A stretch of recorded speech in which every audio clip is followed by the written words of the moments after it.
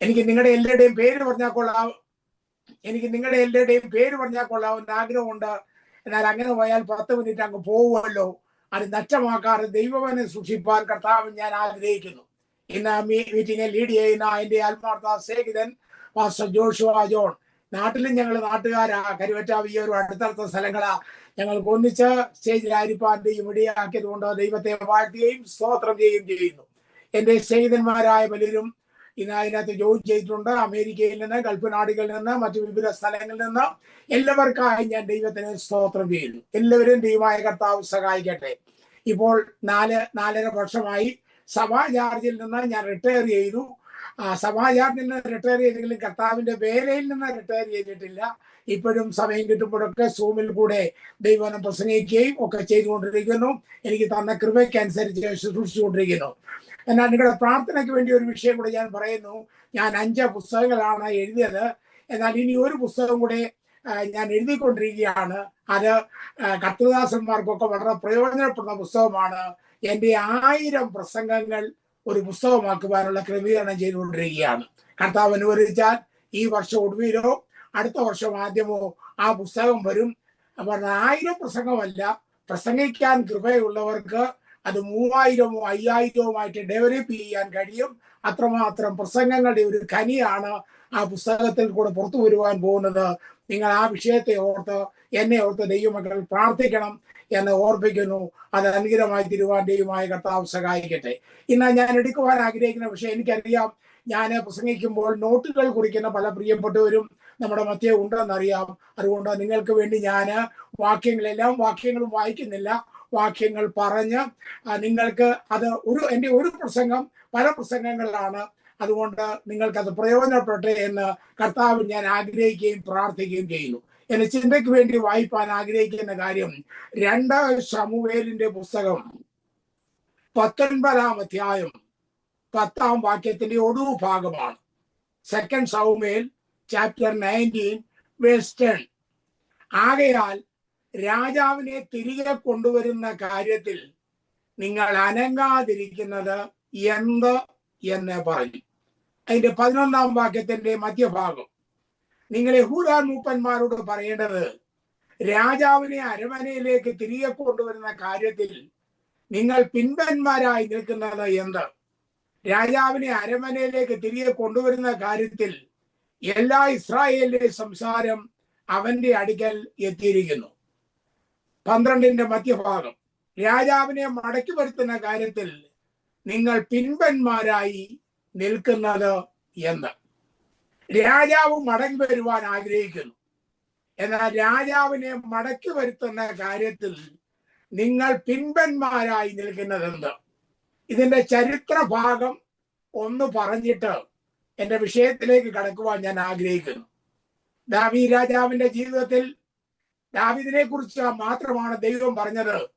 എന്റെ ഹൃദയപ്രകാരമുള്ള ദാവീദ് എന്ന് ദൈവം പറഞ്ഞു. ദൈവത്തിന്റെ ഹൃദയപ്രകാരമുള്ള ഒരാളാണ് ദാവീദ്. എന്നാൽ ദാവീദിലും കാര്യമായ ഒരു തെറ്റ് സംഭവിച്ച നിങ്ങൾക്കെല്ലാം അറിയാം. ഊരിയാവിന്റെ ഭാര്യയെ തന്റെ ഭാര്യയായി എടുത്തതിലുള്ള ആ നീച കൃത്യത്തിന്റെ ശിക്ഷ വേണ്ടുവോളം താന് അനുഭവിക്കേണ്ടി വന്നു.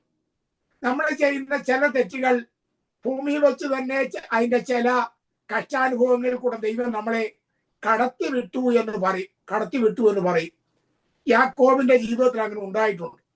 അപ്പനെ കളിപ്പിച്ച് ഒടുവിൽ മക്കൾ തന്നെ കളിപ്പിച്ചു എന്നെല്ലാ അനുഭവങ്ങളും ഉണ്ടായി. ദാവീദിന്റെ ജീവിതത്തിലും അതുപോലെ കടന്നുപോയ ദാവീദിന്റെ തെറ്റുകൾ മാത്രം പറയാൻ പോയാൽ ഇന്നത്തെ എന്റെ പ്രസംഗം അതായി മാറ്റപ്പെടും. എന്റെ വിഷയത്തിലേക്ക് വരേണ്ടതുകൊണ്ട് അതിന്റെ ചരിത്ര പശ്ചാത്തലം മാത്രം പറയാം. അബ്ശാലോ കണ്ടാൽ സുന്ദരനായിരുന്നു, ആരും ഒന്ന് നോക്കിപ്പോകും. അവൻ ജനഹൃദയങ്ങളെ വശീകരിച്ചു. എല്ലാ ദിവസവും രാവിലെ കൊട്ടാരത്തിന്റെ വാതിൽക്കൽ നിൽക്കും, വരുന്നവരോടെല്ലാം കാര്യങ്ങൾ തിരക്കും, അവരെ കെട്ടിപ്പിടിച്ച് ചുംബനം കൊടുക്കും. അയ്യോ, നിങ്ങളുടെ കാര്യം സത്യമായ കാര്യമാണ്, നിങ്ങളുടെ കാര്യം നോക്കാൻ രാജാവ് ആരെയും ആക്കിയിട്ടില്ല, എന്നെ ആക്കിയിരുന്നെങ്കിൽ ഞാൻ ഇതൊക്കെ നിങ്ങൾക്ക് അനുകൂലമായി ചെയ്തു തരുമായിരുന്നു എന്നൊക്കെ പറഞ്ഞ് ജനഹൃദയങ്ങളെ കയ്യിലെടുത്ത് ഒടുവിൽ പുരോഹിതന്മാര് ചിലരെ കൊണ്ടുപോയി താൻ രാജാവായി വാഴിക്കപ്പെട്ടു എന്നുള്ള പ്രഖ്യാപനവും നടത്തി. ഇതറിഞ്ഞ ദാവീദ് കൊട്ടാരത്തിൽ നിന്ന് ഇറങ്ങി ഓടേണ്ടി വന്നു. നോക്കിക്കോ, ഒരു പിതാവിന്റെ ദുഃഖാനുഭവം നിങ്ങൾ ഓർക്കണം. ഇറങ്ങി ഓടിയതിനെ കുറിച്ച് 2 ശമൂവേൽ 15:30 ഇങ്ങനെയാ പറയുന്നത്. 2 ശമൂവേൽ 15:30 ദാവീദ് തലമൂടിയും ചെരുപ്പിടാതെയും നടന്ന കരഞ്ഞും കൊണ്ട് ഒലിവുമലയുടെ കയറ്റം കയറി. കൂടെയുള്ള ജനമൊക്കെയും തലമൂടി കരഞ്ഞും കൊണ്ട് കയറിച്ചു. സിംഹാസനത്തിൽ വെള്ളിച്ചെരുപ്പേലിരുന്ന ദാവീദ് കാലിൽ ചെരുപ്പ് പോലും ഇടാതെ കൂർത്തുമൂർത്ത ആ ഒലിവുമലയുടെ കല്ലുകൾ ചവിട്ടി കയറി കരഞ്ഞ് നിലവിളിച്ച്, തന്റെ കൂടെയുള്ളവരും കരഞ്ഞ് നിലവിളിച്ച് മല കയറിപ്പോയ ശോചനീയമായ ഒരു കാഴ്ചയാണ് നമുക്ക് ആ ഭാഗത്തെല്ലാം കാണുവാൻ സാധിക്കുന്നത്. രാജാവ് പോയി. വനാന്തരത്തിലും ഗുഹകളിലും ഒക്കെ താനായിരുന്നു. തന്നെ സഹായിപ്പാൻ ചിലരൊക്കെ വന്നു, ചിലരൊക്കെ ഭക്ഷണ സാധനങ്ങൾ ഒരുക്കി കൊടുത്തു. ഇങ്ങനെ കാര്യങ്ങളൊക്കെ ഇറങ്ങിപ്പോയ ഒരു സന്ദർഭം ഉണ്ടായിരുന്നു. ഒരു പിതാവിന് തീർത്താൽ തീരാത്ത ദുഃഖമാണ്. എങ്കിലും ദാവീദ് ഇതൊക്കെ ചെയ്യുമ്പോഴും നിങ്ങൾ ഓർക്കണമേ, ദാവീദിന് ദൈവത്തിന്റെ ഹൃദയപ്രകാരമുള്ളതെന്ന് പറഞ്ഞ പ്രകാരം ദാവീദ് അപ്പോഴും സൈന്യാധിപന്മാരോടൊക്കെ പറഞ്ഞത്, യുദ്ധമുണ്ടായി തമ്മിൽ അടി ഉണ്ടായാലും നിങ്ങൾ എന്റെ കുഞ്ഞിനെ ഒന്നും ചെയ്യരുത്. എന്റെ കുഞ്ഞിനോട് നിങ്ങൾക്ക് കരുണ തോന്നണം, അവനെ ഒന്നും ചെയ്യരുത്. നോക്കിക്കോ, അതാണ് അപ്പന് മക്കളോട് കരുണ തോന്നുന്നത് പോലെ യഹോവയ്ക്ക് തന്റെ ഭക്തന്മാരോട് കരുണ തോന്നുന്നു എന്ന് പറഞ്ഞത്. നമ്മളാണെങ്കിൽ അവനെ തട്ടിയേക്കാൻ പറഞ്ഞേനെ. എന്നാൽ നോക്കിക്കോ, ദാവീദിന്റെ ഒരു പുതുഹൃദയം, എന്റെ കുഞ്ഞിനെ ഒന്നും ചെയ്യല്ലേ. അബ്ശാലോം മരിച്ചെന്നറിഞ്ഞപ്പോഴും വാവിട്ട് ദാവീദ് കരഞ്ഞതായി നമ്മൾ വായിക്കും. പിന്നെ യോവാബ് പോയി അതിനൊക്കെ മാറ്റം വരുത്തുന്നതൊക്കെ ആ ഭാഗത്തേക്കൊക്കെ വിവരിക്കണമെന്ന് ആഗ്രഹമുണ്ട്. എന്നാൽ അവിടെ ഒരു അനിഷ്ടമായ സംഭവം നടന്ന എന്താന്ന് ചോദിച്ചാൽ 2 ശമൂവേൽ 16 5 മുതൽ 7 വരെ ദാവീദ് രാജാവ് ബഹൂരീമിലെ എത്തിയപ്പോൾ ശൗലിന്റെ കുലത്തിൽ ഗേരയുടെ മകൻ ശിമെയി എന്ന് പേരുള്ള ഒരുത്തൻ അവിടെ നിന്ന് പുറപ്പെട്ട് ശപിച്ചും കൊണ്ടുവരുന്നത് കണ്ടു. അവൻ ദാവീദിനെയും രാജഭൃത്യന്മാരെ ഒക്കെയും കല്ലുവാരി എറിഞ്ഞു. ജനവും വീരന്മാരും എല്ലാം ഇടത്തും വലത്തുമായി നടക്കുകയായിരുന്നു. ശിമെയി ശപിച്ചും കൊണ്ട് ഇവണ്ണം പറഞ്ഞു, രക്തപാനക, നീത, പോ, ശൗലിന്റെ രക്തം യഹോവ നിന്റെ മേൽ വരുത്തിയിരിക്കുന്നു. ഒന്നാമത് ദാവീദ് മകനെ പഠിച്ചിറങ്ങിപ്പോയി. ആഴമേറിയ ദുഃഖവും ഭാരവും എല്ലാം ഉണ്ട്. കാലിൽ ചെരുപ്പ് പോലും ഇടാതെ കയ്യിൽ കിട്ടിയതെല്ലാം പിറക്കി എടുത്തുകൊണ്ട് ഓടി. ആ ഓട്ടത്തിൽ എന്തും വേണ്ടി കഠിനമായ വേദനയുണ്ട്. ആ വേദനയോടെ കടന്നു പോകുമ്പോഴാണ് ബെന്യാമീൻ ഗോത്രത്തിൽപ്പെട്ട ശൗലിന്റെ കുലത്തിൽപ്പെട്ട ശിമെയി എന്നു പേരുള്ള ഒരുവൻ ആ വഴിയാത്രയിൽ ദാവീദിന്റെ അടുക്കൽ വന്ന് ദാവീദിനോട് പറഞ്ഞ വാചകം, നീത പോ എന്ന് പറഞ്ഞ് ശപിക്കുകയും ദാവീദിനെ കല്ലുവാരി എറിയുകയും ചെയ്യും. ഉടനെ സൈന്യാധിപൻ ദാവീദിനോട് പറഞ്ഞു, അവനെ വെട്ടിയേക്കട്ടെ എന്ന് ചോദിച്ചു. ഉടനെ ദാവീദ് പറഞ്ഞു, വേണ്ട, എന്റെ മകൻ എന്നോട് ഇത്രയും കയ്പായിട്ട് പ്രവർത്തിച്ചെങ്കിൽ ഇവൻ പറയുന്നത് കാര്യമാക്കേണ്ട കാര്യമൊന്നും ഇല്ല.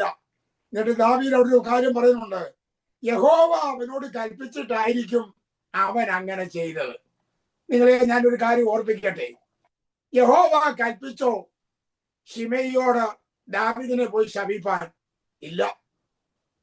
എന്നാൽ ദാവീദ് ആശ്വാസം കൊണ്ടത് യഹോവ അവനോട് കൽപ്പിച്ചിട്ടായിരിക്കാം അവൻ അങ്ങനെ ചെയ്തത്. ദൈവമക്കളെ, നമ്മുടെ ജീവിതത്തിൽ വരുന്നതെല്ലാം നന്മയ്ക്കായി ദൈവം കൂടി വ്യാപരിക്കും, അത് വേറൊരു കാര്യം. എന്നാൽ വരുമ്പോൾ ദാവീദിനെ പോലെ നമുക്കും യഹോവ കൽപ്പിച്ചിട്ടാണ് അങ്ങനെ സംഭവിച്ചത് എന്ന് ഒന്ന് ആശ്വാസം കൊള്ളുവാൻ കഴിയുന്നെങ്കിൽ അത് നമുക്കൊരാശ്വാസമായിരിക്കും കേട്ടോ. ഏത് വന്നാലും യഹോവ കൽപ്പിച്ചിട്ടായിരിക്കും. എന്നെ ദൈവനെ പഠിപ്പിച്ചതിൽ പ്രായമുള്ള നമ്മുടെ അപ്പച്ചന്മാരെല്ലാം ഉണ്ടായിരുന്നു. പാസ്റ്റർ ടി ജി ഉമ്മച്ചൻ അപ്പച്ചന്, സി കെ ഡാനിയൽ അപ്പച്ചനൊക്കെ ഉണ്ടായിരുന്നു. ടി ജി ഉമ്മച്ചൻ അപ്പച്ചൻ അന്ന് പഠിപ്പിച്ചപ്പോൾ ഒരു കഥ പറഞ്ഞത് ഞാൻ ഇപ്പോഴും ഓർമ്മയുണ്ട്. അവർ രണ്ടുപേരും ഒരു കൺവെൻഷൻ പ്രസംഗിക്കുവാൻ പോയി. രണ്ടുപേരും ഒരു കൺവെൻഷൻ പ്രസംഗിക്കാൻ പോയി. രണ്ടുപേരും കൺവെൻഷൻ പ്രസംഗിച്ചു. കൺവെൻഷൻ കഴിഞ്ഞ് സഭക്കാര് ഒരു പൊതി രണ്ടുപേരുടെയും കൈ കൊടുത്തു. ഒരു കവറിലൊക്കെ പേപ്പറിലൊക്കെ പൊതിഞ്ഞ്, അന്നത്തെ പോലെ ആദ്യം കവറൊന്നും വന്നില്ലല്ലോ, ഒരു പേപ്പറിലൊക്കെ പൊതിഞ്ഞ് ഇവരുടെ കയ്യിൽ കൊടുത്തു. രണ്ടുപേരും സന്തോഷത്തോടെ, അന്നത്തെ കാലത്ത് സാമ്പത്തികത്തിന് വലിയ ബുദ്ധിമുട്ടാണല്ലോ, രണ്ടുപേരും സന്തോഷത്തോടെ അത് സ്വീകരിച്ച ഒരു സ്ഥലത്ത് ചിലപ്പോൾ രണ്ടുപേരും പറഞ്ഞു, എടാ അവരെന്തോ തന്നെ നമുക്കൊന്ന് നോക്കാമെന്ന് പറഞ്ഞ് രണ്ടുപേരും പൊതി കഴിച്ചു. പൊതി കഴിച്ചപ്പോൾ TG മച്ചന്റെ കവറിൽ 25 രൂപയുണ്ട്, CK ഡാനിയലിന്റെ കവറിൽ 5 രൂപയേ ഉള്ളൂ. അത് TG മച്ചന് ഇഷ്ടപ്പെട്ടില്ല. TG മച്ചൻ പറഞ്ഞു, ബ്രദറെ അത് മോശമായി പോയല്ലോ, എനിക്ക് അവർ 25 തന്നു, എനിക്ക് ബ്രദറിന് അവർ 5 തന്നുള്ളല്ലോ, അത് തെറ്റായി പോയല്ലോ. ഉടനെ CK ഡാനിയൽ കൊടുത്ത മറുപടിയാണ് TG മച്ചൻ ഞങ്ങളോട് പറഞ്ഞത്, ബ്രദറിന് 25 തരുവാൻ ദൈവം അവരോട് പറഞ്ഞു, എനിക്ക് 5 തരാനേ പറഞ്ഞുള്ളൂ, അതുകൊണ്ട് ബ്രദറിന് എന്താന്ന് ചോദിച്ചു. നോക്കിക്കോ, ദൈവം പറഞ്ഞോ CKക്ക് 5 കൊടുത്താൽ മതി എന്ന്. അപ്പൊ ഞാൻ പറഞ്ഞത്, നമ്മുടെ ജീവിതത്തിൽ അന്നത്തെ കാലത്ത് പിതാക്കന്മാർ അവരുടെ ജീവിതത്തിൽ വരുന്ന കാര്യങ്ങളെല്ലാം ദൈവത്താലാണ് സംഭവിച്ചത് എന്ന് ആശ്വാസം കൈക്കൊള്ളുവാൻ സാധിക്കുന്നെങ്കിൽ അതൊരു വലിയ കാര്യമായിരിക്കും. ഈ ശിമെയി ദാവീദിനെ ശപിച്ചു, അതൊരു വലിയ ശാപമായിരുന്നു. ഉടനെ ദാവീദ് പറഞ്ഞു, അവൻ ശപിക്കട്ടോ, ദൈവം അനുഗ്രഹിച്ചാൽ മതി, ഇവന്റെ ശാപം എനിക്ക് അനുഗ്രഹമായി തീരും. ദാവീദ് സങ്കീർത്തനം വായിച്ചപ്പോഴും എഴുതിയപ്പോഴും ഇങ്ങനെ എഴുതി, അവർ ശപിക്കട്ടെ, നീയോ അനുഗ്രഹിക്കണമേ. ദൈവമക്കളെ, ശാപം നിറഞ്ഞ ഒരു ലോകത്തിലാണ് നമ്മൾ ജീവിക്കുന്നത്. ശപിക്കുന്ന ഒരു കൂട്ടം ആൾക്കാരുടെ നടുവിലാണ് നമ്മൾ ജീവിക്കുന്നത്. ശാപത്തെ ഒന്നും ഭയപ്പെടേണ്ട, അനുഗ്രഹിക്കുന്നവൻ എൻ്റെ അടുക്കൽ ഉണ്ടെങ്കിൽ, ഹല്ലേലൂയ, അനുഗ്രഹിക്കുന്നവൻ എൻ്റെ അടുക്കൽ ഉണ്ടെങ്കിൽ എൻ്റെ ശാപത്തെ മുഴുവൻ അനുഗ്രഹമാക്കി മാറ്റുവാൻ ദൈവത്തിന് കഴിയുന്നത് കൊണ്ട് ഞാൻ ദൈവത്തിനെ സ്തോത്രം ചെയ്യുന്നു. പെന്തക്കോസ്തി വന്നപ്പോൾ പലരും പറഞ്ഞല്ലോ, നിന്റെ മക്കളുടെ വിവാഹം എങ്ങനെ നടക്കും, നീ എങ്ങനെ ഉപജീവനം കഴിയും, നീ ഭിക്ഷയെടുക്കേണ്ടി വരും എന്നൊക്കെ പറഞ്ഞ് എത്രയോ പേരുണ്ട്. അവരുടെ മധ്യത്തിൽ ശ്രേഷ്ഠന്മാരുടെ അനുഭവങ്ങളിൽ കൂടെ ദൈവം കഴിഞ്ഞ കാലങ്ങളിൽ നമ്മളെ നടത്തി പരിപാലിച്ച ദൈവത്തിന്റെ എല്ലാ വഴികൾക്കായും ഞാൻ ദൈവത്തിന് നന്ദിയോടെ സ്തോത്രം ചെയ്യുന്നു. അതുകൊണ്ട് ആളുകൾ പറയുന്നത് നമ്മുടെ വിഷയമാക്കേണ്ട, ദൈവം എന്തു പറയുന്നു എന്നുള്ളതാണ് നമ്മുടെ പ്രധാന വിഷയമായി നമുക്ക് ഉണ്ടായിരിക്കേണ്ടതാവുന്ന വസ്തുത. ഞാൻ ഇന്ന് എടുക്കാൻ ആഗ്രഹിക്കുന്നത്, അങ്ങനെ രാജാവ് കാട്ടിലായി, യുദ്ധം കൊടുമ്പിൽ കൊണ്ടു, അബ്ശാലോം കരുവേലകത്തിൽ തൂങ്ങി, യോവാബും കൂട്ടക്കാരും കുന്തം കൊണ്ട് കുത്തി അബ്ശാലോമിനെ വകവരുത്തി, അബ്ശാലോം മരിച്ചുപോയി. അപ്പോൾ ഇസ്രായേൽ ജനത്തിന്റെ ഇടയിൽ ഒരു സംസാരം ഉണ്ടായി. ആ സംസാരം ഇങ്ങനെയാണ്, ദാവീദ് രാജാവ് കാട്ടിലായിരിക്കുന്നു, നമ്മൾ അഭിഷേകം ചെയ്ത് രാജാവാക്കി അബ്ശാലോം മരിച്ചുപോയി, നമുക്കിപ്പോ രാജാവില്ല, അതുകൊണ്ട് രാജാവിനെ നമുക്ക് മടക്കി വരുത്തണം, ദാവീദ് രാജാവിനെ നമുക്ക് മടക്കി വരുത്തണം. എന്നിട്ട് ജനത്തോടൊരു ചോദ്യം, നിങ്ങൾ അനങ്ങാതെ ഇരിക്കുന്നത് എന്ന്. അപ്പൊ രാജാവ് മടങ്ങി വരുവാൻ ആഗ്രഹിക്കുന്നു. ആരുടെയോ ഫോൺ മ്യൂട്ട് ചെയ്യാനുണ്ട്, ദയവായിട്ട് മ്യൂട്ട് ചെയ്താട്ട് നിങ്ങളുടെ സംസാരം ഞങ്ങൾക്ക് ഇവിടെ കേൾക്കാം. ഓർക്കണമേ, രാജാവ് മടങ്ങി വരുവാൻ ആഗ്രഹിക്കുന്നു. രാജാവിനെ മടക്കി വരുത്തുന്ന കാര്യത്തിൽ നിങ്ങൾ പിൻപന്മാരായി നിൽക്കുന്നതെന്ന് എനിക്കിന്ന് നിങ്ങളോട് പറയാനുള്ള ദൂത്, നമ്മുടെ രാജാവ് മടങ്ങി വരുവാൻ ആഗ്രഹിക്കുന്നു. നമ്മുടെ രാജാവിനെ മടക്കി വരുത്തുന്ന കാര്യത്തിൽ നമ്മൾ അനങ്ങാതെ ഇരിക്കുന്നത് എന്ത്? ഹല്ലേലൂയ. ഞാൻ ഈ പ്രസംഗിക്കുന്നത് ഡിവൈൻ പ്രൊവിഡൻസിലെ അംഗങ്ങൾ, എനിക്കറിയാം നിങ്ങളെല്ലാം വെളുപ്പിനെ 5 മണി 4:45 ആയപ്പോഴേ ഈ മീറ്റിങ്ങിൽ കയറിയവരാണ്. കർത്താവിന്റെ വരവിന് വേണ്ടി നോക്കി പാർത്തുകൊണ്ട്. എന്നാൽ മൊത്തമായ ഒരു അവസ്ഥ എടുത്താൽ ജനത്തിനെല്ലാം ഒരു ഉത്സാഹക്കുറവ് നടന്നുകൊണ്ടിരിക്കുന്ന ഒരു കാലമാണ്. നിങ്ങൾക്കറിയാം, രാജാവിനെ സ്വീകരിപ്പാൻ പ്രകൃതി റെഡ് കാർപ്പറ്റ് വിരിച്ചു കഴിഞ്ഞു. പ്രകൃതി റെഡ് കാർപ്പറ്റ് വിരിച്ചു കഴിഞ്ഞു എന്ന് വെച്ചാൽ അന്ത്യകാലത്ത് പ്രകൃതിക്ഷോഭങ്ങൾ ഉണ്ടാകുമെന്നുള്ള ദൈവത്തിന്റെ വ്യവസ്ഥ. ഇന്ന് നോക്കിക്കോ, കഴിഞ്ഞ കാലങ്ങളിൽ ഉള്ളതിനേക്കാൾ എത്രയോ പ്രകൃതിക്ഷോഭങ്ങളുടെ അളവ് കൂടിക്കൊണ്ടിരിക്കുക. ചെറുപ്പത്തിലൊന്നും ഞാൻ കേട്ടിട്ടില്ല, മേഘവിസ്ഫോടനം എന്നൊരു വാക്ക് അന്ന് കേട്ടിട്ട് പോലുമില്ല. എന്നാൽ ഇപ്പൊ എവിടെ നോക്കിയാലും മേഘവിസ്ഫോടനം, മിന്നൽ പ്രളയം. ഞാൻ കഴിഞ്ഞ ദിവസം എന്റെ കസിനെ നാട്ടിൽ വിളിച്ചപ്പോ പറഞ്ഞു, ഇത് ഈ വർഷം തന്നെ 6ാമത്തെ വെള്ളപ്പൊക്കമാണ്. അപ്പൊ എല്ലാം നോയിക്കോ, പ്രകൃതികളെല്ലാം എന്തിനു വേണ്ടിയാ?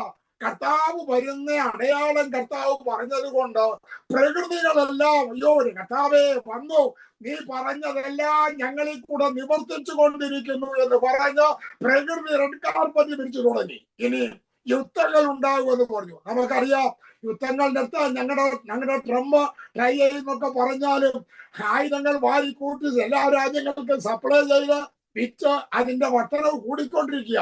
യുദ്ധങ്ങളുണ്ട്, ക്ഷാമങ്ങൾ, ഈ ജലപ്രളയമൊക്കെ കഴിയുമ്പോൾ ക്ഷാമങ്ങൾ, ഭൂകമ്പങ്ങൾ, സുനാമിയിലൊക്കെ പണ്ട് നമ്മൾ കേട്ടിട്ടുണ്ടോ? ഇപ്പൊ സുനാമി. അപ്പൊ ഞാൻ പറഞ്ഞത് കർത്താവ് പറഞ്ഞ അടയാളങ്ങളെല്ലാം റെഡ് കാർപ്പറ്റ് വിരിച്ചു.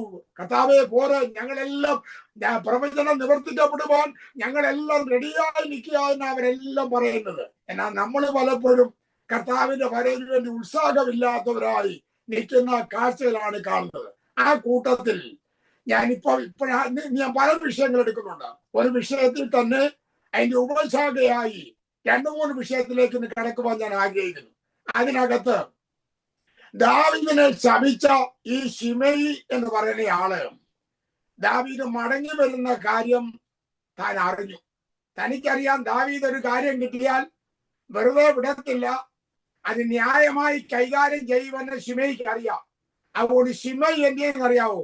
രാജാവ് മടങ്ങി വരുവാൻ ഒരു കൂട്ടം ജനം മടുപ്പുള്ളവരായി നിൽക്കുമ്പോൾ, തമ്മിൽ അനങ്ങാതെ ഇരിക്കുമ്പോൾ ശിമെയി രാജാവിനെ എതിരേൽപ്പാൻ വന്ന 8 കാര്യങ്ങൾ ഞാൻ പറയാം. ശിമെയി ചെയ്ത 8 കാര്യങ്ങൾ ഞാൻ നിങ്ങളോട് പറയാം. ശിമെയി രാജാവിനെ എതിരേൽപ്പാൻ വന്ന 8 കാര്യങ്ങൾ. ആ 8 കാര്യങ്ങളെല്ലാം സവിസ്തരം വായിക്കാൻ സമയമില്ല. ഇവൻ ദാവീദിനെ ശപിച്ചവനാ, നീജ പോന്നൊക്കെ ശപിച്ചവനാ.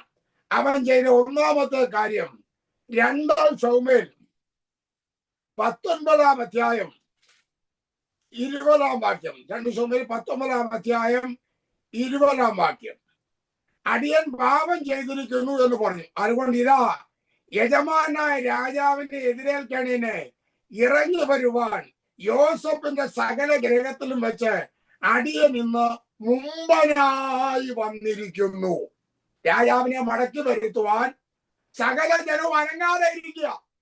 അവര് രാജാവ് മടങ്ങി വരുന്ന കാര്യത്തിൽ അവരുടെ ചിന്തയിൽ പോലുമില്ല. അവരെല്ലാം അനങ്ങാതെ ഇരിക്കുമ്പോൾ അവരെ എല്ലാം കടത്തി വെട്ടിക്കൊണ്ട് മുമ്പനായി രാജാവിനെ എതിരേൽപ്പാൻ ശിമെയി വന്നു എന്നുള്ളതാണ്. ശിമെയി ചെയ്തത് കാര്യമായ തെറ്റോ? ഒരാളുടെ കഷ്ടകാലത്ത് അവനെ ശപിച്ചോ നീജാ പോന്നൊക്കെ പറഞ്ഞ പോലെ. എന്നാൽ അവനൊരു കാര്യം ബോധ്യമായി, രാജാവ് വരുന്നതിനും രാജാവായിട്ടാ വരുന്നത്. അവൻ വന്നാൽ നീതിയായി ന്യായപാലനം നടത്തും, എന്നെ കൈകാര്യം ചെയ്യും. ഇതൊക്കെ ഇവൻ അറിയാം. അതുകൊണ്ട് ഇവൻ വിചാരിച്ചു ആരും വന്നില്ലേലും രാജാവിനെ മടക്കി വരുത്തുവാൻ അവൻ മുമ്പനായി വന്നു. ദൈവമക്കളെ, നമ്മുടെ കർത്താവ് മടങ്ങി വരുവാൻ ആഗ്രഹിക്കുന്നു. അവന്റെ മടങ്ങി വരവിൽ മുന്നണിയിൽ നിൽക്കുവാൻ നമുക്ക് കഴിയുമോ? മുമ്പനായി നിൽക്കുവാൻ നമുക്ക് കഴിയുമോ? എല്ലാവരെയും പിന്തള്ളിക്കൊണ്ട് അവൻ മുമ്പനായി വന്നു. ഇടയ്ക്കൊരു ഉണർവ് യോഗം നടന്നുകൊണ്ടിരിക്കുക. കർത്താവിന്റെ വരവാണ് പ്രസംഗ വിഷയം. പ്രസംഗത്തിന്റെ ഒഴിവായപ്പോൾ ദൈവദാസൻ ചോദിച്ചു, കർത്താവിന്റെ വരവെങ്കിൽ പോകണ്ടായോ? എല്ലാവർക്കും പോണം. ഇനിയും കർത്താവിന്റെ അടുക്ക പോകാൻ താല്പര്യമുള്ളവരൊക്കെ ഒന്ന് കൈപൊക്കിക്ക്. എല്ലാവരും കൈപോക്കി. ആദ്യമേ പോകാൻ താല്പര്യപ്പെടുന്നവർ കൈപൊക്കാൻ പറഞ്ഞു. ഒറ്റ കുഞ്ഞ് കൈപൊക്കിയില്ല. എന്നുവെച്ചാൽ മരിച്ചെങ്കിലേ കർത്താവിന്റെ അടുക്കലോട്ട് പോകാനൊക്കെ ഉള്ളൂ. കർത്താവിന്റെ അടുക്ക പോകാനുള്ളവർ കൈപൊക്കാൻ പറയുമ്പോൾ എല്ലാവരും കൈപൊക്കി. ആദ്യമേ വരാൻ ആഗ്രഹിക്കുന്നവർ കൈപൊക്കാൻ പറയുമ്പോൾ ആരും കൈപൊക്കിയില്ല. അപ്പൊ ആദ്യമേ വരാൻ ആർക്കും പോകാൻ ഇഷ്ടമില്ല കേട്ടോ. എന്ന് വെച്ചാൽ മരിക്കാൻ ആർക്കും എന്തോ ഇല്ല, ഇഷ്ടമില്ല. ആദ്യമേ പോകാൻ ഇഷ്ടമില്ല. എന്നാൽ ശിമെയി ഒരു കാര്യം ചെയ്തു, നിങ്ങൾ ആരും വന്നില്ലേലും ഞാൻ കർത്താവിനെ എതിരേൽപ്പാൻ വരും. ഞാൻ ഇപ്പോഴും ഓർക്കുന്നു, നമ്മുടെ കേരളക്കരയിൽ ആദ്യമേ സൈറം വന്നു പുളിക്കയിൽ പഞ്ചസാര ഫാക്ടറിയിൽ ആദ്യമായിട്ട് സൈറം വന്നത് പുളിക്കയിൽ. അങ്ങനെ സൈറം വന്ന വിവരം എല്ലാവർക്കും ഒന്നും അറിയത്തില്ല. അന്ന് ആദ്യത്തെ സൈറൻ അടിക്കുക. സൈറൻ അടിച്ചപ്പോൾ വളഞ്ഞവട്ടത്തെ പല ദൈവമക്കളും മേപ്പോട്ട് ചാടിയെന്നാണ് ഞാൻ കേട്ടിട്ടുള്ളൂ. അവര് വിചാരിച്ച് കർത്താവിന്റെ കാഹളമാണ്. കാരണം അതുപോലൊരു ശബ്ദം ഇതിനു മുമ്പ് കേട്ടിട്ടില്ല. കേൾക്കാതെ വന്നപ്പോൾ അവിടെയുള്ള പല ദൈവമക്കളും മേപ്പോട്ടങ്ങ് ചാടി പോകാനായിട്ട് മേപ്പോട്ടങ്ങ് ചാടിയെന്ന്. കാരണം അവരുടെ പ്രത്യാശയായിരുന്നു.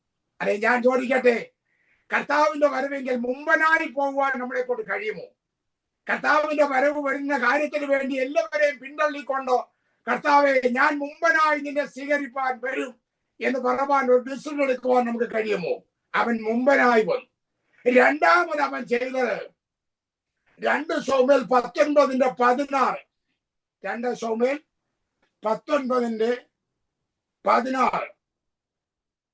ബഹൂരീമിലെ ബെന്യാമീനായ ഗേരുടെ മകൻ ശിമെയി യഹൂദാ പുരുഷന്മാരോട് ദാവീദിനെ എതിരേൽപ്പാൻ ബന്ധപ്പെട്ടിരുന്നു. മുമ്പനായി ചെന്നു. രണ്ടാമത്തെ അവന്റെ ഗുണം, അവൻ ബന്ധപ്പെട്ടിരുന്നു. ചെയ്യുന്നു എന്ന് പറയുമ്പോൾ ഞാൻ അതിന്റെ ഉപശാഖയായി എന്തിനെല്ലാം ബന്ധപ്പെടണം 15 കാര്യങ്ങൾ ഞാൻ പറയാൻ പോവാ. 15 കാര്യങ്ങൾ ബന്ധപ്പെട്ട് ചെയ്യേണ്ട 15 കാര്യങ്ങൾ ഞാൻ പറയാൻ പോവാ. കുറിക്കേണ്ട ഒരു കുറിച്ചോണം. ബന്ധപ്പെട്ട് ചെയ്യേണ്ട 15 കാര്യങ്ങൾ. ഒന്നാമത്തെ കാര്യം, പുറപ്പാട് പുസ്തകം 12-ാം അധ്യായം 11-ാം വാക്യം. പെസഹ തിടുക്കത്തോടെ തിന്നണം. പെസഹ തിടുക്കത്തോടെ തിന്നണം എന്ന് വെച്ചാൽ പെസഹയുടെ ഒടുവിലാണല്ലോ തിരുവത്താഴം നടത്തിയത്.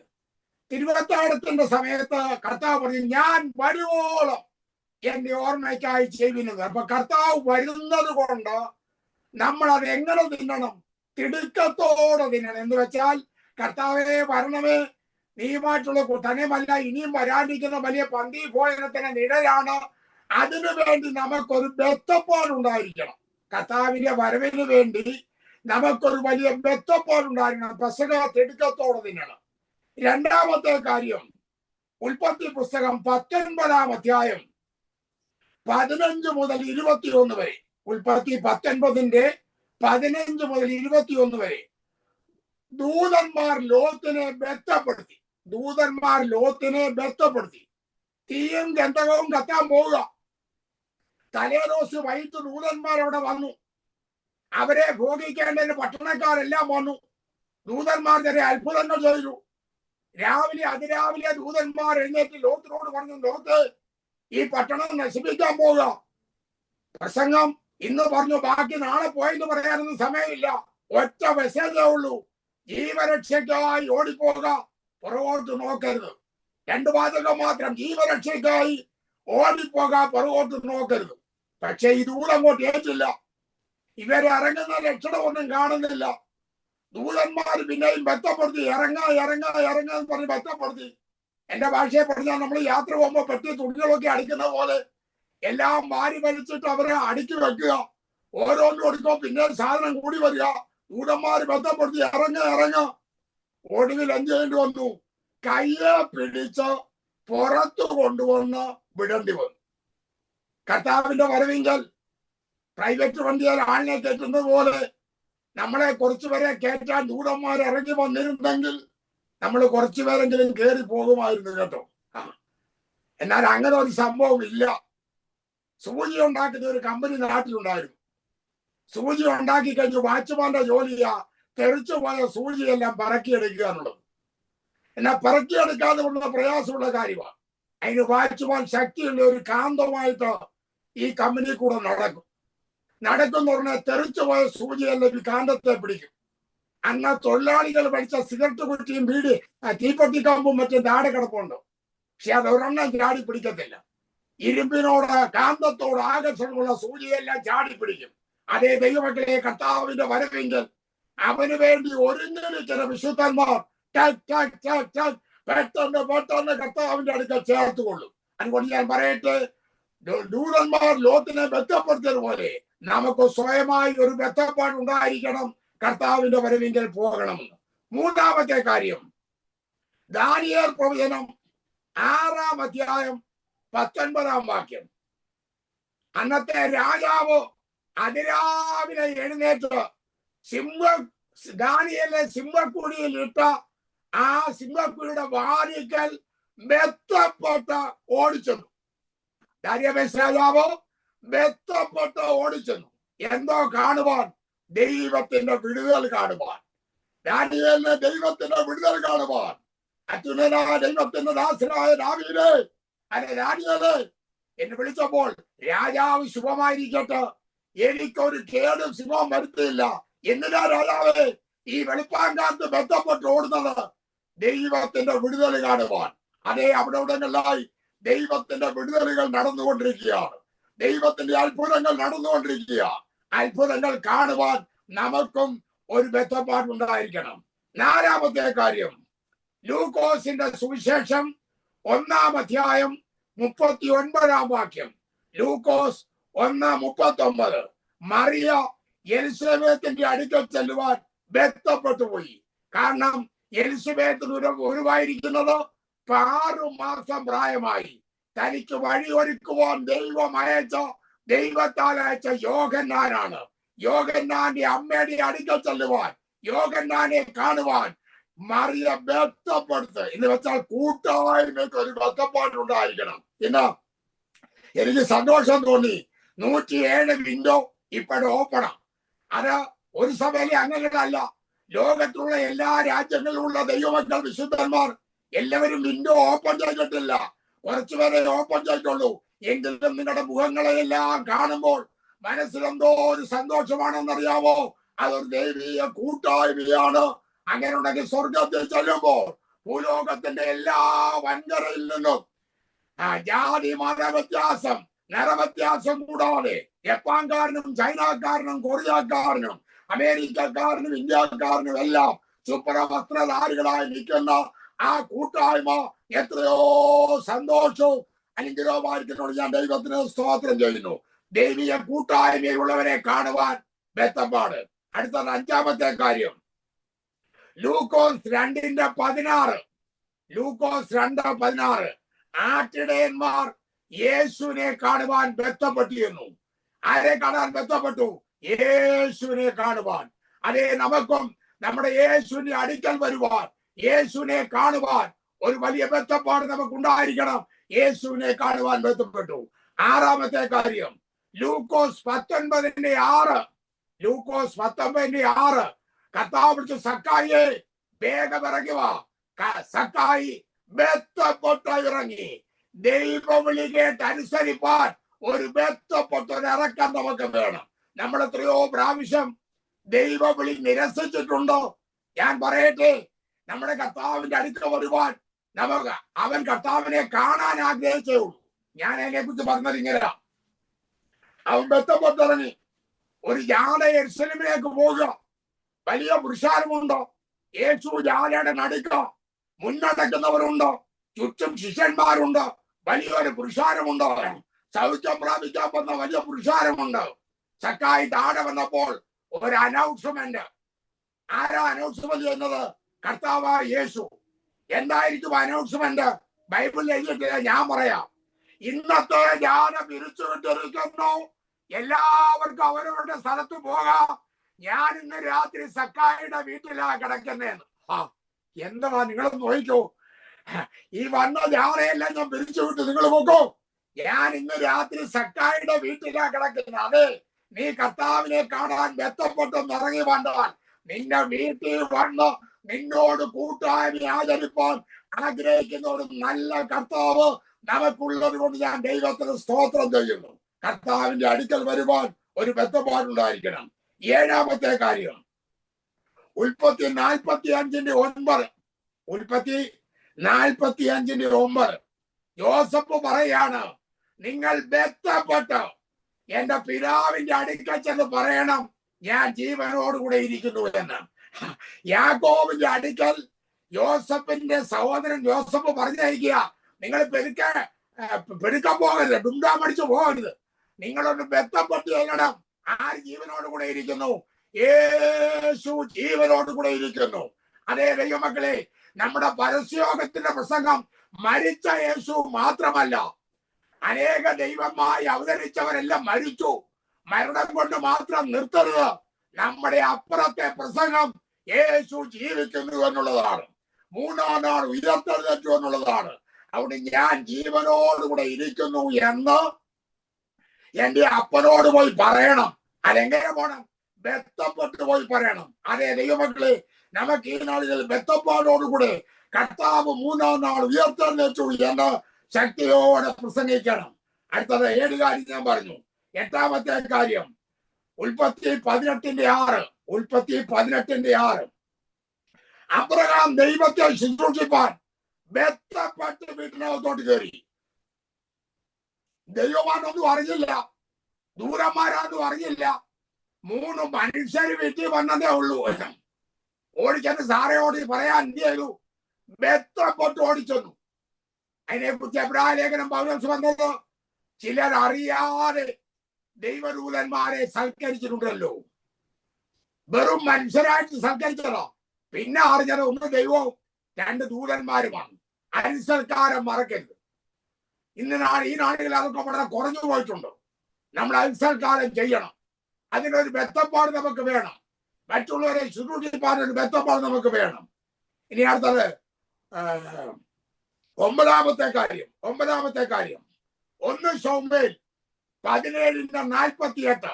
1 ശമൂവേൽ 17:48. ദാവീദ് ഗോലിയാത്തിന്റെ നേരെ ബന്ധപ്പെട്ടിരുന്നു. ഇപ്പൊ ഗോലിയാത്തല്ല ഓടി വരുന്നത്. ഗോലിയാത്തിന്റെ നേരെ ഓടിച്ചെല്ലുന്ന ഒരാളുണ്ടോ? അത് ദാവീദാ. എങ്ങനെ ചെന്നു? ബന്ധപ്പെട്ട് ഓടി, ബന്ധപ്പെട്ട് ചെന്നു. ഞാൻ പറയട്ടെ, ദാവീദേ, നിനക്കെന്താ ഇത്ര ബന്ധപ്പാട്? അത് വിവരമേ, പണ്ട് ഞാൻ കാട്ടിലായിരുന്നപ്പോൾ ഒരു സിംഹവും കരടിയും വന്നു. മാനുഷിക നിലയിൽ പൂച്ചയെ കൊല്ലാൻ പോലും എനിക്ക് കഴിവില്ല. എന്നാൽ ദൈവത്തിന്റെ ആത്മാവ് എന്റെ മേൽ ഉണ്ടായിരുന്നു. അവന്റെ അഭിഷേക തൈലം എന്റെ മേൽ ഉണ്ടായിരുന്നു. അഭിഷേകം വർക്ക് ചെയ്തു. ദൈവം സിംഹത്തെയും കരടിയും എന്റെ കയ്യിൽ ഏൽപ്പിച്ചു തന്നു. അങ്ങനെ ഏൽപ്പിച്ചു തന്നെങ്കിൽ ഇവനെയും എന്റെ കയ്യിൽ ഏൽപ്പിച്ചു തരുമെന്നുള്ള വലിയ ധൈര്യമുള്ളത് കൊണ്ട് അവൻ ഗോലിയാത്തിനെ അല്ല കണ്ടത്. ഗോലിയാത്തിനും ദാവീദിനും ഇടയ്ക്ക് നിൽക്കുന്ന ആകാശം മുട്ട നിൽക്കുന്ന ദൈവത്തെ കണ്ടു. ദൈവത്തെ കണ്ടപ്പോൾ ദാവീദിന്റെ പേടി അങ്ങ് പോയി. ദാവീദ് ഓടി ബന്ധപ്പെട്ട് ഓടി ഗോലിയാത്തിന്റെ അടുക്ക ചെന്നു. ഇനി 10-ാമത്തെ കാര്യം, യോസഫ്. ഉൽപ്പത്തി പുസ്തകം 43-ാം അധ്യായം 30-ാം വാക്യം. ഉൽപ്പത്തി 43:30. യോസഫ് കരയേണ്ടതിന് ബന്ധപ്പെട്ടു. യോസഫിന്റെ ഉള്ളം തിങ്ങി നിറഞ്ഞിരിക്കുക. ഈ സഹോദരന്മാർ എന്നെ വിറ്റുകളഞ്ഞതാ, പൊട്ടക്കെട്ടിലിട്ടതാ. അന്ന് ഈ സഹോദരന്മാർ തന്നെ പറഞ്ഞ, നമ്മുടെ സഹോദരന്റെ പ്രാണസങ്കടം കണ്ടാറേ നമുക്ക് അവനോട് മനസ്സലിവ് തോന്നിയില്ലല്ലോ. പ്രാണസങ്കടവും സങ്കടവും തമ്മിൽ വ്യത്യാസമുണ്ട്. പണ്ടൊരിക്കൽ സിംഹം ഒരു മുയലിനെ ഓടിച്ചു. മുയൽ എന്നൊരു കുഴിക്കകത്ത് കയറി. സിംഹത്തിന് കിട്ടിയില്ല. ആരാണ് എന്ന് സിംഹത്തോട് പറഞ്ഞ് നാണക്കേടായി പോയല്ലോ. മാനിനെ വരെ ഓടിച്ചു പിടിക്കുന്ന ജനക്ക് ഒരു മുയലിനെ പിടിക്കാൻ കഴിഞ്ഞില്ലല്ലോ എന്ന് പറഞ്ഞു. ഉടനെ സിംഹം പറഞ്ഞ മറുപടി ഇങ്ങനെ, ഞാനൊരു ശാപ്പാടിനാ ഓടിയത്, അവൻ ഓടിയത് അവന്റെ പ്രാണനാ ഓടിയത്. അപ്പൊ ഓട്ടത്തിൽ വ്യത്യാസമുണ്ട്. ശാപ്പാടിനുള്ള ഓട്ടവും പ്രാണനായിട്ടുള്ള ഓട്ടവും തമ്മിൽ വ്യത്യാസമുണ്ട്. അപ്പൊ ഇവന്റെ പ്രാണസങ്കടം കണ്ടാറേ മനസ്സിൽ തോന്നാത്തവരാ. ഇപ്പോൾ ഇവരെല്ലാം വന്നിരിക്കുക. യോസഫ് ഒരു കാര്യം ചെയ്തു. രൂപൻ തൊട്ട് എല്ലാവരെയും പ്രായത്തിനനുസരിച്ചിരുത്തി. ഇവരും കണ്ണിക്കണ്ണി നോക്കുക, എന്തോ നടപണം. ഇവനെങ്ങനായി മിസ്രൈം എങ്ങനെയാ നമ്മളെ അറിയുന്നത്? ദൈവമക്കളെ, നമ്മളെ നന്നായി അറിയുന്ന ഒരു ജോസഫ് ഉണ്ടോ? ഇവരവിടെ പറഞ്ഞു, ഞങ്ങൾ പരമാർത്ഥികളാ, ഒരപ്പന്റെ മക്കളാ, ഒരുത്തനെ വന്യമൃഗം കൊന്നു, ബാക്കി ഞങ്ങൾ 11 പേരുണ്ട്. പച്ച കള്ളം പറഞ്ഞപ്പോഴും അവർ പറയുന്ന പരമാർത്ഥികളാ. എന്നാ ജോസഫ് ഇവരുടെ രഹസ്യം മുഴുവൻ അറിയാം. ഇവരെ വരിയായി ഇരുത്തി ദീർഘനാളത്തെ നാളുകൾക്ക് ശേഷം ഇവരെ കണ്ടപ്പോൾ യോസഫിന്റെ ഉള്ളം നിറഞ്ഞു. സഹോദര സ്നേഹം ഉള്ളിൽ തികഞ്ഞപ്പോൾ ജോസഫ് കരയേണ്ടതിന് ബന്ധപ്പെട്ട് ഒരു റൂം അന്വേഷിച്ചു. ദൈവമക്കളുമായിട്ടുള്ള നമ്മുടെ ആത്മാർത്ഥമായ സ്നേഹം, അതിന് കവിഞ്ഞ ഒരു സ്നേഹം തമ്മിൽ ഉണ്ടായിരിക്കണം. പണ്ട് പരേതനായ സെമി വർഗീസ് അവர்கள் പറഞ്ഞ ഓർമ്മയുണ്ട്. ആരംഭകാലങ്ങളിൽ ദൈവമക്കൾ തമ്മിൽ കണ്ടാൽ കെട്ടിപ്പിടിച്ച് ചുംബിച്ച് കരയുമായിരുന്നു. എന്നിട്ട് പറയും മാറാനാടായിരുന്നു. അത് കഴിഞ്ഞ് കരച്ചിലങ്ങ് പോയി, ചുമ്മനം പോയി, ക്ഷയിക്കാൻ്റെ കാലവും കഴിഞ്ഞു. കോവിഡ് വന്നപ്പോ പിന്നെ വായി മൂടിക്കെട്ടിയേക്കുക. പിന്നെ താടി കൊണ്ട് എന്തോ ഉണ്ട്, താടി കൊണ്ട് എന്തോ ഉണ്ട്. ഇപ്പൊ അതും പോയി, കണ്ടാ പോലും നോക്കത്തില്ല. അല്ലെ, ജോസഫ് സഹോദരന്മാരെ കണ്ടപ്പോൾ ഉള്ളം വിങ്ങി കരയേണ്ടതിന് ബന്ധപ്പെട്ടതായിട്ട് വായിക്കുന്നു. ഇനി 11-ാമത്തെ കാര്യം, 2 രാജാക്കന്മാരുടെ പുസ്തകം 9-ാം അധ്യായം 13-ാം വാക്യം. 2 രാജ 9:13. യേഹൂവിനെ രാജാവാക്കുവാൻ അവർ ബന്ധപ്പെട്ടു. യേഹൂ ആരാ? ആഹാബ് ഗ്രഹത്തിന്മേൽ ന്യായവിധി നടത്തുവാൻ ദൈവം തെരഞ്ഞെടുത്തയാളാണ് യേഹൂ. യേഹൂവിനെ രാജാവാക്കുവാൻ അന്ന് അവിടെ ഉണ്ടായിരുന്നവർ ബന്ധപ്പെട്ടു.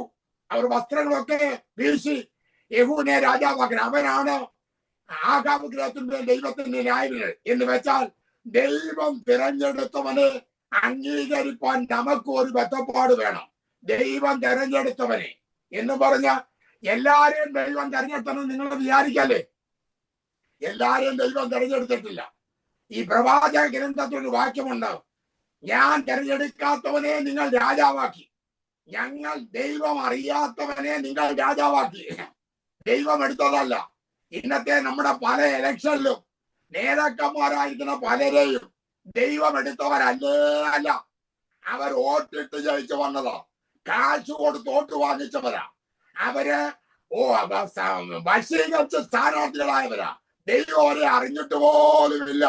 ദൈവം അംഗീകരിക്കാത്ത പലരെയും രാജാക്കന്മാരാക്കിയ പ്രകാരം നമ്മുടെ പ്രസ്ഥാനങ്ങളിലൊക്കെ ഇന്നിരിക്കുന്ന എല്ലാവരുടെയും പേര് ഞാൻ പറയുന്നില്ല, ചിലരെ എല്ലാം ദൈവം അറിഞ്ഞിട്ട് പോലുമില്ല. ദൈവം തെരഞ്ഞെടുക്കാതെ നേതൃസ്ഥാനത്ത് വന്നവരാണ്. അതുകൊണ്ട് ഞാൻ പറയട്ടെ, എന്നാൽ ദൈവം തെരഞ്ഞെടുത്തവനെ നാം അംഗീകരിക്കണം. ദൈവം തെരഞ്ഞെടുത്തവനെ നാം അംഗീകരിക്കണം. അതിനുവേണ്ടി ഒരു ബന്ധപ്പാട് നമുക്ക് ഉണ്ടായിരിക്കണം. 12-ാമത്തെ കാര്യം മുമ്പേ ഞാൻ വായിച്ച 2 ശമൂവേൽ 19:16. 2 ശമൂവേൽ 19:16. ശിമെയി രാജാവിനെ മടക്കി വരുത്തുവാൻ ബന്ധപ്പെട്ടു. ശിമെയി രാജാവിനെ മടക്കി വരുത്തുവാൻ ബന്ധപ്പെട്ടു. ഇനി 13-ാമത്തെ കാര്യം ഹബക്കൂക്കിന്റെ പ്രവചനം 2-ാം അധ്യായം 3-ാം വാക്യം. ഹബക്കൂക്ക് 2:3. ദർശനം സമാപ്തിയിലേക്ക് എത്തുവാൻ ബന്ധപ്പെടുന്നു. ദർശനം സമാപ്തിയിലേക്ക് എത്തുവാൻ ബന്ധപ്പെടുന്നു. ജോസഫ്, നീ പേടിക്കണ്ട, നിനക്കൊരു ദർശനം ഞാൻ തന്നല്ലോ. വർഷങ്ങൾ പലത് കടന്നുപോയി, പൊട്ടക്കിണറിന്റെ അനുഭവം ഉണ്ടായി, നിന്റെ മേൽ ധാരാളം കുറ്റങ്ങൾ ആരോപിക്കപ്പെട്ടു, ദീർഘനാളുകൾ തടവിൽ കിടന്നു, നിന്റെ കാൽ ആമത്തിലിട്ടു, നിന്റെ കൈകൾ ചങ്ങല വഹിക്കേണ്ടി വന്നു, എന്തെല്ലാം ദുരിതങ്ങളിലൂടെ കടന്നുപോയി. ജോസഫ്, പേടിക്കണ്ട, ദർശനം സമാപ്തിയിലേക്ക് വരുവാൻ ബന്ധപ്പെട്ടുകൊണ്ടിരിക്കുകയാണ്. എന്നെ കേൾക്കുന്ന ദൈവമക്കളെ, നിന്നെ കുറിച്ച് ദൈവത്തിനൊരു പ്ലാൻ ഉണ്ടെങ്കിൽ ചില കച്ചറയിൽ കൂടെ പ്രയാസത്തിൽ കൂടെ നീ കടന്നു പോകേണ്ടി വന്നാലും ഭാരപ്പെടരുത്. ദർശനം സമാപ്തിയിലേക്ക് ബന്ധപ്പെട്ടുകൊണ്ടിരിക്കുന്നത് കൊണ്ട് ഞാൻ ദൈവത്തിന് സ്തോത്രം ചെയ്യുന്നു. ഹല്ലേലൂയ. ഞാന് ഷാർജ സഭയുടെ ചാർജ് ഇരിക്കുമ്പോഴാണ് ഒരു പ്രവാചകൻ അവിടെ വന്ന്, പേരൊന്നും ഞാൻ പറയുന്നില്ല. അന്ന് ജനത്തിന് ദൂട് കൊടുത്തുകൊണ്ടിരുന്നപ്പോൾ ഞാൻ ഷാർജ സഭയുടെ ചാർജ് കഴിഞ്ഞ് എറണാകുളത്ത് പോയി പ്രവർത്തിപ്പാൻ ഒരു സ്ഥലത്തിന് അഡ്വാൻസ് ഒക്കെ കൊടുത്തിരിക്കുന്ന സമയമാണ്. അദ്ദേഹം ജനത്തോട് ദൂത് പറയുമ്പോൾ ഓടി സ്റ്റേജിലോട്ട് വന്ന് എന്റെ തലയെ കൈവച്ചിട്ട് പറഞ്ഞു, മകനെ, നിന്നെ ഞാൻ ന്യൂയോർക്കിൽ സഭയുടെ ചാർജിലേക്ക് അയക്കാൻ പോകുന്നെന്ന് പറഞ്ഞു. ആദ്യമേ അത് വിശ്വസിക്കാൻ പ്രയാസമായി തോന്നി. എന്നാൽ ഷാർജാസഭയുടെ ചാർജ് വിട്ടപ്പോൾ ന്യൂയോർക്കിൽ നിന്ന് എനിക്ക് കോള് വന്നു, പാസ്റ്ററെ, ഞങ്ങൾ ഇങ്ങോട്ട് കൊണ്ടുവരാൻ ആഗ്രഹിക്കുന്നു. എന്നിട്ട് അദ്ദേഹം എന്നോട് പറഞ്ഞു, നിനക്ക് അവിടെ കാറും ലൈസൻസും ഞാൻ ഒരുക്കിയിട്ടുണ്ടെന്ന് പറഞ്ഞു. അപ്പൊ ദൈവമക്കൾ പലരും ചിരിച്ചു. ഞാൻ അവിടെ വന്നു, ഒരു ചെറിയ കുടിവരവാ, കാറൊന്നും മേടിക്കാൻ അവർക്ക് കാശില്ല. എന്നാൽ അവിടുത്തെ ആ പ്രധാനപ്പെട്ട ആളുടെ വൈഫിന് ദൈവം ഒരു സ്വപ്നം കൊടുത്തു. ആ കാർ എനിക്ക് തരുന്നതായിട്ട് സ്വപ്നം കണ്ടു. പിറ്റേ ദിവസം എന്നപ്പോൾ 45,000 മൈൽ ഓടിയ കാറിന്റെ താക്കോലെടുത്ത് എന്റെ കയ്യിൽ തന്നിട്ട് പറഞ്ഞു, ജോർജ് പാസ്റ്റേ, ഞാൻ ഇന്നലെ രാത്രി ഒരു സ്വപ്നം കണ്ടു, ഈ കാർ ഞാൻ പാസ്റ്റർ, ഞാൻ പറയട്ടെ, നിന്നോടൊരു ദൂത് ദൈവം പറഞ്ഞെങ്കിൽ അത് നിറവേറ്റുവാൻ ദൈവം ശക്തനാണ്. ദൈവത്തിന്റെ വാഗ്ദത്തങ്ങളിലൊന്നും നീ സംശയിക്കരുത്. ദൈവം വാഗ്ദത്തം നിവർത്തിപ്പാൻ ശക്തനാണെന്നുള്ള കാര്യം മറന്നു പോകരുത്. ദർശനം സമാപ്തിയിലേക്ക് ബന്ധപ്പെട്ടുകൊണ്ടിരിക്കുക. നിന്നെ കുറിച്ചുള്ള, നിന്റെ തലമുറയെ കുറിച്ചുള്ള ദർശനങ്ങളെല്ലാം സമാപ്തിയിലേക്ക് ദൈവം ബന്ധപ്പെടും. ഇനി അടുത്തത് 14-ാമത്തെ കാര്യം, അപ്പോസ്തലപ്രവൃത്തി 20-ാം അധ്യായം 16-ാം വാക്യം. പൗലോസ് പറയുകയാണ്, പെന്തക്കോസ്ത് നാളിലേക്ക് യെരൂശലേമിൽ എത്തേണ്ടതിന് ബന്ധപ്പെടുകയാൽ പെന്തക്കോസ്ത് നാളിൽ എനിക്ക് യെരൂശലേമിൽ എത്തണം. ആസ്യയിൽ ഇറങ്ങിയാൽ കാലതാമസം വരും. ആസ്യയിലാണ് എഫെസോസ്. എഫെസോസ് എന്ന് വെച്ചാൽ അയവനാണ്. അയവിൽ അടുത്താൽ കാലതാമസം വരും. അവിടെ അടുക്കാതെ ഓടണം. എന്തിനു വേണ്ടി? പെന്തക്കോസ്ത് നാളിലേക്ക് എനിക്ക് യെരൂശലേമിൽ എത്തണം. അതേ ദൈവമക്കളെ, പുത്തനാം യെരൂശലേമിലേക്ക് ഞാൻ യാത്ര ചെയ്യുകയാണ്. നിങ്ങളും യാത്ര ചെയ്യാണ്. ആസ്യയിൽ അടുത്ത് നമ്മുടെ സമയം വെറുതെ കളയരുത്. എഫെസോസിൽ അടുത്ത് നമ്മുടെ സമയം വെറുതെ കളയരുത്. നമുക്കൊന്ന് ബന്ധപ്പെടാം. ആ നാളേക്ക്, പ്രതിഫലം കൊടുക്കുന്ന നാളേക്ക് യെരൂശലേമിൽ എത്തേണ്ടതിന് ബന്ധപ്പെട്ടു. ഇനി ഒടുവിലത്തെ കാര്യം കൂടെ പറഞ്ഞാൽ ആ ഭാഗം അവസാനിപ്പിക്കാം. 2 പത്രോസ് 3-ാം അധ്യായം 11-ാം വാക്യം. 2 പത്രോസ് 3:11. പത്രോസ് പറയുന്നു, കർത്താവിന്റെ വരവിനെ ബന്ധപ്പെടുത്തിക്കൊണ്ട്, കർത്താവിന്റെ വരവിനെ ബന്ധപ്പെടുത്തിക്കൊണ്ട്. ദൈവമക്കളെ,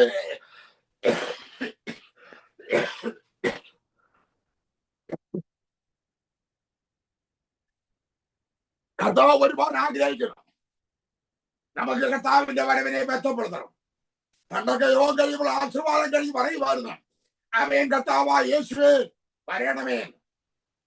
ഇടയ്ക്ക് കൽവി വെച്ച് അങ്ങനെ പറഞ്ഞപ്പോ ഒരാൾ പറഞ്ഞു, കർത്താവെ പെട്ടെന്ന് പറയല്ലേ, ഞാനൊരു വീട് പണിതിട്ടേക്കുക, അതിന്റെ ഡെഡിക്കേഷൻ കഴിഞ്ഞേ വരാമേ എന്ന് പറഞ്ഞു. ഇതുപോലെ നമ്മുടെ എല്ലാം ആഗ്രഹങ്ങൾ. പെട്ടെന്ന് വരലേ എന്നാ ഉള്ളിയപ്പോ നല്ല കർത്താവ് വരുവാൻ ആഗ്രഹിക്കുന്നു. അവനെ വരുത്തുന്ന കാര്യത്തിൽ നമുക്ക് ബന്ധപ്പാടുണ്ടായിരിക്കണം. ഇനി എന്റെ പഴയ വിഷയത്തിലേക്ക് വരട്ടെ. ഒന്ന്, ദാവീദിനെ ശമിച്ചവൻ രാജാവിനെ മടക്കി വരുത്താൻ മുമ്പരായി വന്നു. രണ്ടാമത് അവൻ ബന്ധപ്പെട്ടിരുന്നു. മൂന്നാമത് അവൻ ചെയ്ത കാര്യം 2 ശമൂവേൽ 19-ാം അധ്യായം 17-ാം വാക്യം. 2 ശമൂവേൽ, ഇതെന്റെ ആദ്യത്തെ വിഷയമാകട്ടോ. ശിമേയി ചെയ്ത 8 കാര്യങ്ങളാണ് ഇപ്പൊ പറയുന്നത്. 1, അവൻ മുമ്പനായി വന്നു. 2, ബന്ധപ്പെട്ടു വന്നു. മൂന്നാമത് അവൻ ചെയ്തത് 2 ശമൂവേൽ 19-17. അവൻ 1036 പേരെ കൂടെ ദാവീദിനെ എതിരേൽപ്പാൻ തന്റെ കൂടെ കൂട്ടി. ദാവീദിനെ എതിരേൽപ്പാൻ 1036 പേര്. 1036 എന്നൊരു കണക്ക് അവിടെ ഇല്ല. സീമേ, ശിബയുടെ മക്കളും സീമേ, പിന്നെ 1000 എല്ലാം കൂടെ കൂട്ടുമ്പോൾ 1036 പേരുണ്ട്. 1036 പേരെ കൂടെ രാജാവിനെ എതിരേൽപ്പാൻ കൂടെ കൂട്ടിയാണ്.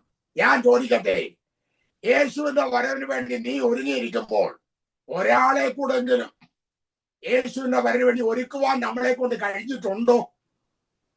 ഒരാളെ കൊണ്ട്. പൗലോസ് ലേഖനത്തിലോ പറയും, നിങ്ങളാ എന്റെ പ്രശംസാഗിരികളോ. പൗലോസ് ആയിരക്കണക്കിന് ആത്മാക്കളെ ദൈവഭാഗത്തേക്ക് നേടി.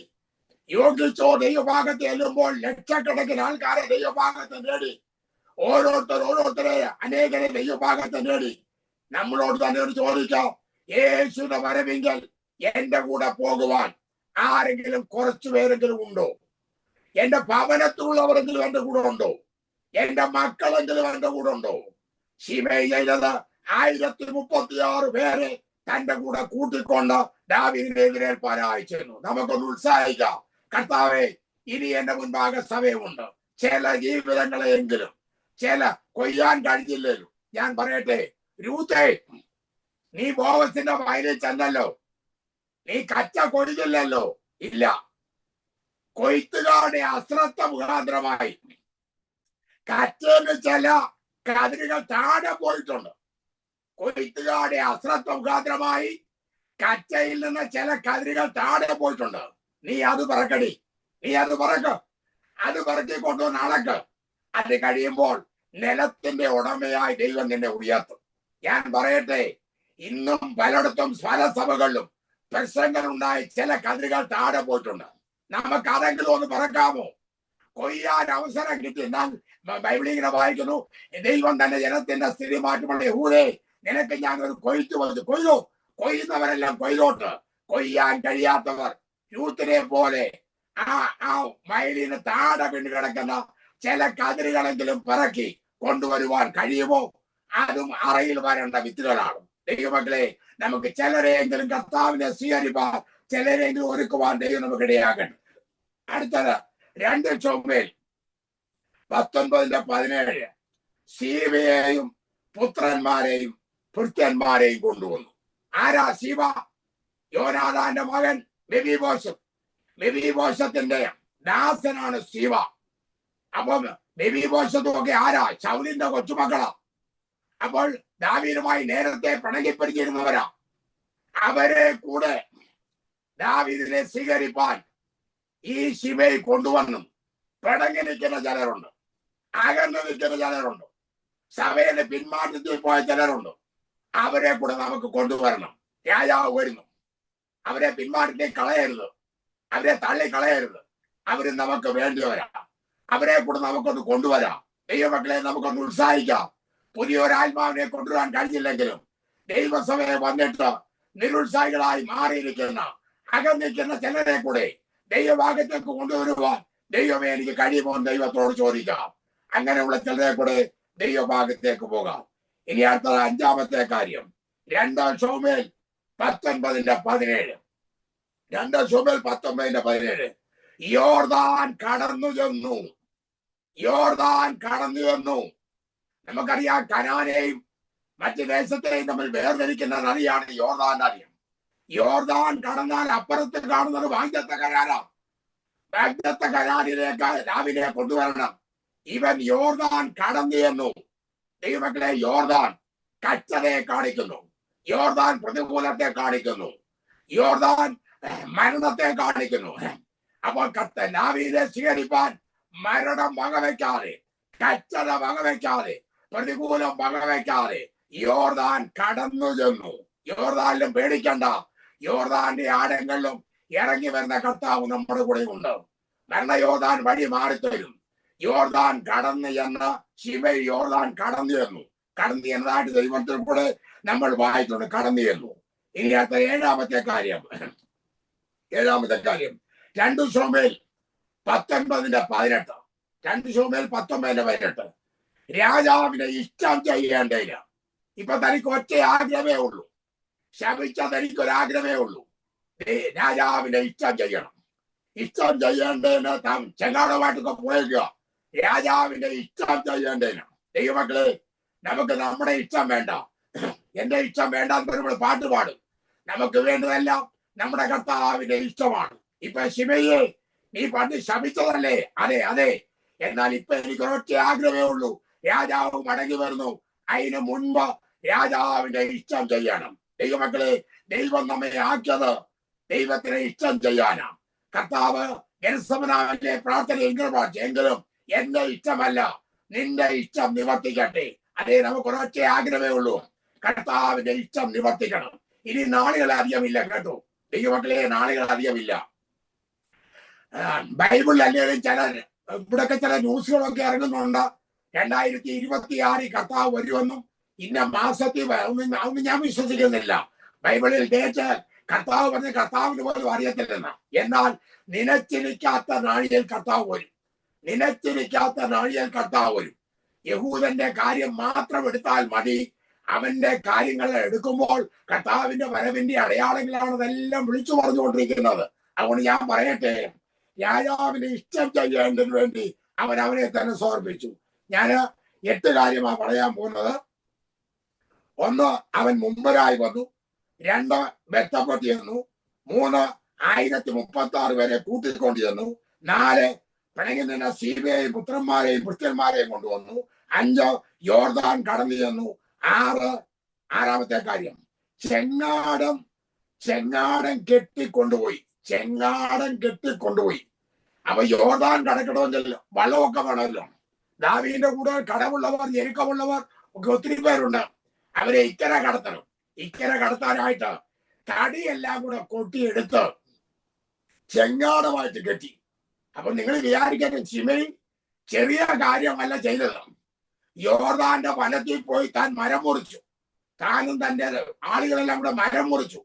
മരം കുറിച്ച് അതെല്ലാം ചെങ്ങാടമായിട്ട് കെട്ടിട്ട് യോർദാനിൽ കൊണ്ടുവന്നിട്ട് ദാവീദിന് ഈസിയായി നടന്നു വരത്തക്ക രീതിയിൽ ചെങ്ങാടൻ കെട്ടിക്കൊണ്ടുവന്നു. എനിക്ക് ദാവീദ് ശിമയി ശപിച്ചെന്ന ഒരു ഭാഗം ഉള്ളപ്പോ തന്നെ അവൻ ചെയ്ത നല്ല കാര്യങ്ങൾ നമ്മൾ വിസ്മരിക്കരുത് കേട്ടോ. അവനിപ്പോ ഒരു വലിയ കുറ്റബോധം ഉണ്ടായി. എങ്ങനെയും രാജാവിന്റെ ഇഷ്ടം ചെയ്യണം. ചെങ്ങാടൻ കെട്ടി 2 ശമൂവേൽ 19 ചെങ്കാടൻ കെട്ടി ദാവീദിനെ ഇക്കരയ്ക്ക് ചെല്ലുവാൻ അയച്ചു. അത് കഴിഞ്ഞ് 8ാമത്തെ കാര്യം പറഞ്ഞ് അവസാനിപ്പിക്കട്ടെ. 2 ശമൂവേൽ 19 ദാവീദ് രാജാവിനോട് ക്ഷമ പറഞ്ഞു. ദാവീദേ, അന്ന് ഞാൻ ചെയ്ത തെറ്റ് എന്നോട് ക്ഷമിക്കണം. ദാവീദേ, അന്ന് ഞാൻ ചെയ്ത തെറ്റ് എന്നോട് ക്ഷമിക്കണം.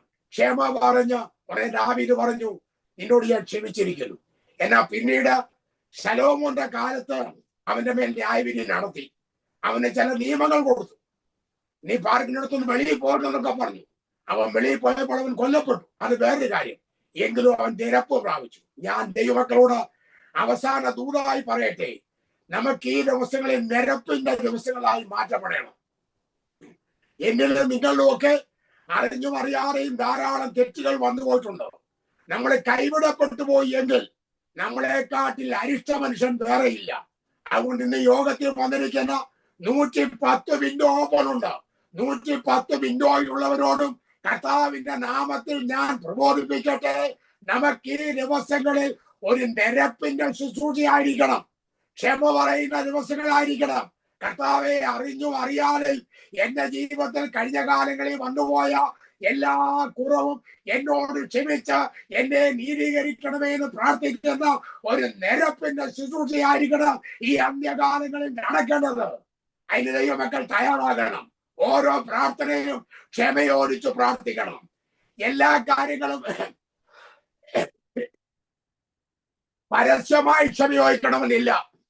സഭയെ പ്രാർത്ഥിക്കുമ്പോൾ നമ്മൾ ചെയ്യുന്ന തെറ്റുകൾ ജനത്തെ മുഴുവൻ അറിയിക്കാൻ പരസ്യമായിട്ട് പറയണമെന്നില്ല.